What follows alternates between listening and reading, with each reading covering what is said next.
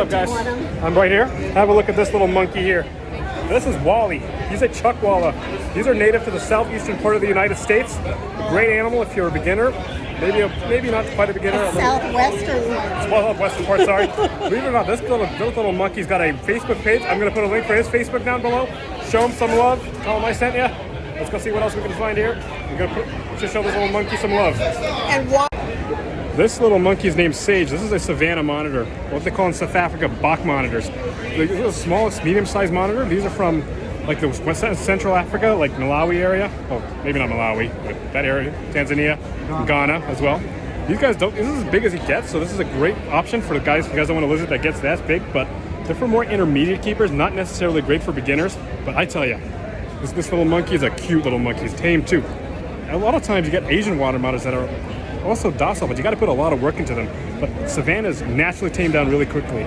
Kevin McCurley over at Nerd has the albino, and Brian has got two. Brian Barczyk has the hypo and the Santana. I think the axanthic. So I'm going to put a link for those channels where you can see them. But I tell you, Savannahs are awesome lizards. Have a look at this. This is a banana clown. I highlighted a bunch of these at Rossi's place in South Africa. You guys are going to put a link for that video. It's an albino. It's a banana and a clown. Clown is a recessive trait. When you breed it to a normal, all the babies are going to be normal, carrying the trait for clown. But this is when you add the banana. This is one killer snake. Ooh, doggy. If you guys can see this little guy. This is a super spark leopard. The leopard gene is linked to the pied gene. It's codom. Because Mark Manick is a super leopard, apparently. But this snake, the spark, is a codom. The super spark, when you breed a spark to a yellow belly, you get a gravel. But this is a beautiful, beautiful ball python here. Just look at this pattern back here. Look at the snake pattern here. Oh, and the cool color here. This is a killer snake. You add fire to that snake, it's going to look credible. This is an Arctic Hognose snake. This happens to be a co-dominant trait. It's got a beautiful color. When you breed those, you get the super Hognose, which is like that. You add those genes together, I tell you, when you add albino and conda to all those, they're going to look really cool. Have a look at this. This is an lavender albino, which is also recessive. When you add, yeah, it's so beautiful lavender. When you add these genes together, when you add those other snakes, I tell you, they're going to look really cool. When you add them, these remind me so much of a puff adder, to be honest, with the way they behave, their appearance. Have a look at that little monkey there. This is a Boa woman caramel. There's a T-positive albino boa constrictor. You guys may know Peter Call from Peter Call Reptiles produced the very first albino boa. Have a look at this. This is a Paraglo.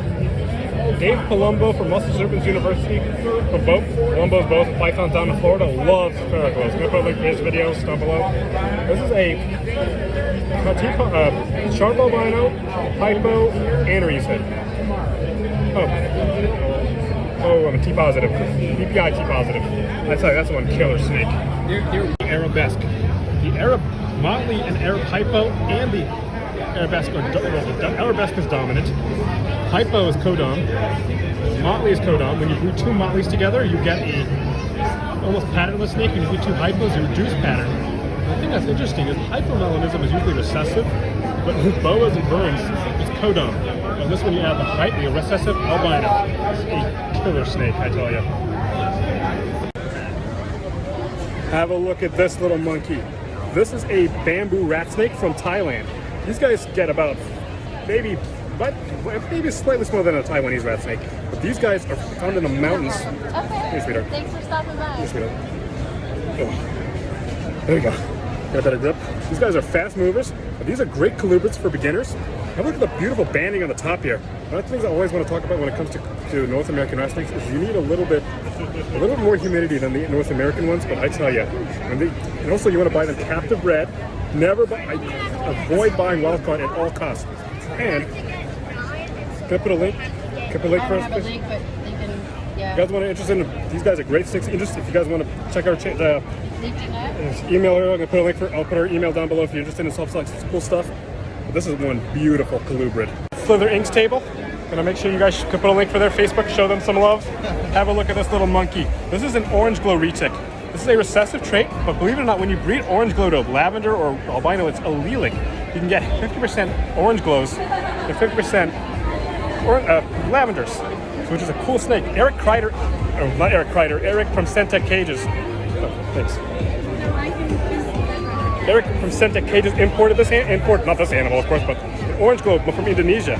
But retics get much bigger than a burm and a lot more inquisitive.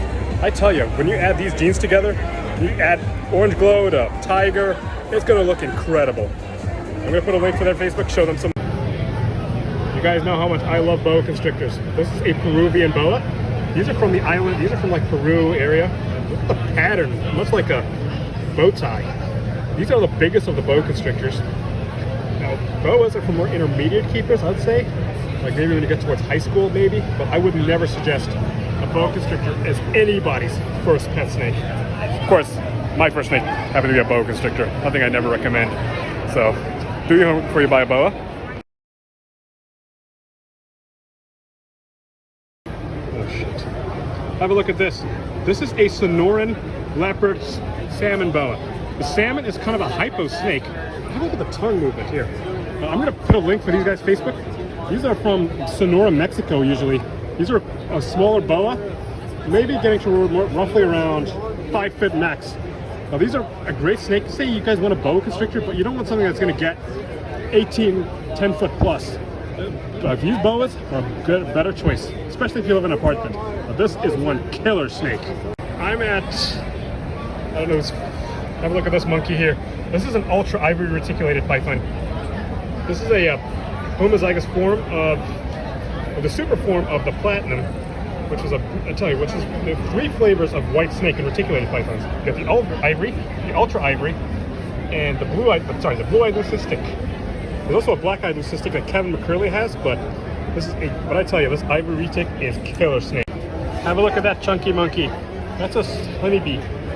You know, I know these spiders are so popular, but the reason why I'm highlighting this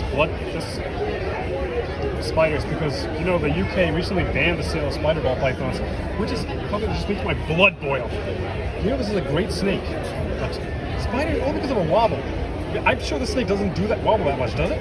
Very little. It doesn't hurt the animal. Completely uneducated. I think we need to do a better job educating people about these morphs. And now have a look at this monkey here. This is a super dwarf reticulated python. Now a lot of people, when you guys think of a retic, you guys think of an 18+ foot snake. But believe it or not, this is an adult male, almost. These only get about 5 feet long. And yet still, they're for intermediate keepers because what they lack in size, they make up for attitude. These usually can be pretty feisty monkeys. You guys know I'm not a big fan of spiders. But have a look at this red rump tarantula. These are from Central America. I'm not going to hold them because they move pretty well too much, so I'm not going to try and get tongue or anything.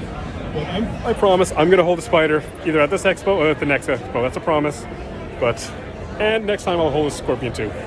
Ivory burm, this is the super form of hypo, which is, hypo is a codominant, hypomelanistic burm is a codominant trait. Much like the boa constrictors, this is another codominant trait. I think this is a perfect way to end my time here at Repticon. This is a beautiful, this is the holy grail of all reptiles. It's always been the white reptile. The white burm, the white retic, the white rock, you name it. It's all people wanted. But I tell you, this is a killer snake. Make sure you guys can put a link for their Facebook and stuff. Make sure you show them some love down below. I had an amazing time here in Baltimore, Repticon. Great people here. You guys got to support your reptile expos. You know, I'm gonna go watch some football now at home. I mean, I guess you guys think it's gonna win tonight, the Ravens or the Titans. I think Derrick Henry's my old time. By Albino Boa. He's gonna rush for over 150 yards. But I gotta take the Ravens in that one. And then the 49ers, Vikings. Jimmy G's the man. I think I'm going to give it to him. And then, who else? And tomorrow we got the Packers. I think they're going to kill the Seahawks. Russell Wilson is overrated. Who else? The other game, I think. So you got the 49ers, Vikings. So let's look at the AFC West, North. Then the Eagles got their asses kicked. This is playing tomorrow. I'll let you know who else I think is going to win. But until then, smash that like button, turn your post notifications on. Have an amazing night. God bless.